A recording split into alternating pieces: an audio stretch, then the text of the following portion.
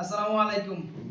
আপনারা এর আগে আমার একটা ভিডিও দেখছেন যে পুলিশ ক্লিয়ারেন্স আমি ডিএচএল এ পুলিশ ক্লিয়ারেন্স গুলো আমি নয়াদিল্লিতে এমবাসিতে অ্যাটাস্টেড করার জন্য পাঠিয়েছি। তো আজকে আমাদের আরো কিছু পিসিসি অ্যাড হইছে। তো আপনারা একটু কাছে আইন একটু দেখান তো। এই যে এখানে 35টা পিসিসি আছে। তো এগুলো আসছে টাঙ্গাইল, আর এই যে টাঙ্গাইল পরে আসছে আপনার শরীয়তপুর থেকে, হ্যাঁ। তো পিসিসি গুলো মূলত আপনার জমা হয়েছে নর্থ মেসিডোনিয়া আর ক্রোয়েশিয়া। তো আপনারা জানেন ক্রোয়েশিয়ার জন্য আর নর্থ মেসিডোনিয়ার জন্য আপনার পুলিশ ক্লিয়ারেন্স গুলো আপনার নয়াদিল্লি থেকে এমবাসি থেকে আপনার অ্যাটাস্টেড করে পরে এগুলো জমা করতে হয়। তো এগুলো আবারও ডিএচএল হবে। তো কালকে আরো 45টা পিসিসি আসবে।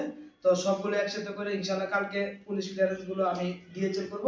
তখন অবশ্যই সুযোগ পেলে আমি আবার একটা ভিডিও আপনাদেরকে উপহার দিব। তো আপনাদের জানতে হবে এই সবগুলো আপনার ক্রোয়েশিয়া আর নর্থ ম্যাসেডোনিয়ার জন্য যোগ হয়েছে। তো আমি আরেকটা বিষয় ক্লিয়ার করি, যারা ইউরোপের স্বপ্ন দেখতেছেন বাট কোন একটা দেশে হচ্ছে না, তো আমার অভিজ্ঞতা থেকে আপনাদেরকে একটা আমি মেসেজ দিতে চাচ্ছি। ভাই আপনারা যারাই আছেন যদি ইউরোপের স্বপ্ন দেখেন, আমি আপনাদেরকে একটা কথাই বলবো, যদি সেনজেন ডিরেক্ট সরাসরি সেনজেনের জন্য কোনো স্বপ্ন দেখেন আর কোনো দেশে পাই দিয়ে না, ক্রোয়েশিয়ার জন্য দেন। কেন? ক্রোয়েশিয়ার ভিসা রেশিও খুবই ভালো। আর আপনাদের আরেকটা মেসেজ দিচ্ছি, তো বর্তমানে ক্রোয়েশিয়ার জানুয়ারি থেকেই আপনার বিএফএস গ্লোবালে জমা দেওয়া যাবে। তো বিএফএস গ্লোবালে জমা দেওয়ার ফলে আপনাদের কি লাভ হয়েছে দেখেন। যদি আপনি ইন্ডিয়ার জন্য আপনি ইন্ডিয়াতে ভিসা বা ইন্ডিয়াতে যদি আপনি ক্রোয়েশিয়া ফাইল জমা দেন ইন্ডিয়ার এম্বাসিতে, তাহলে মিনিমাম আপনার ভালো একটা অ্যামাউন্ট আপনার নিজের কষ্ট হবে, এটা শুধু আপনার নিজের খরচ হবে। আর ধরেন নেপাল থেকে যদি করেন তাহলে নেপালও আপনার 2 থেকে 3 মাস থাকা লাগতেছে, এটা এক্সট্রা একটা খরচ। তো আলহামদুলিল্লাহ, তো বাংলাদেশে বিএফএস গ্লোবালে জমা দেওয়ার ফলে আপনাদের এক্সট্রা খরচ হচ্ছে না, 2 মাস থাকা লাগছে না।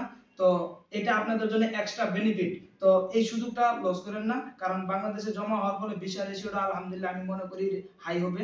তো যদি ক্রোয়েশিয়ার ডকুমেন্টগুলো রিয়েল হয়, আপনি রিয়েল যদি ডকুমেন্টগুলো আপনি এমবাসিতে জমা করতে পারেন, রিয়েল ডকুমেন্ট যদি আপনি বিএফএস গ্লোবালে জমা দিতে পারেন, আমি বলতে পারি 99% ভিসা আপনি পাবেন ইনশাআল্লাহ।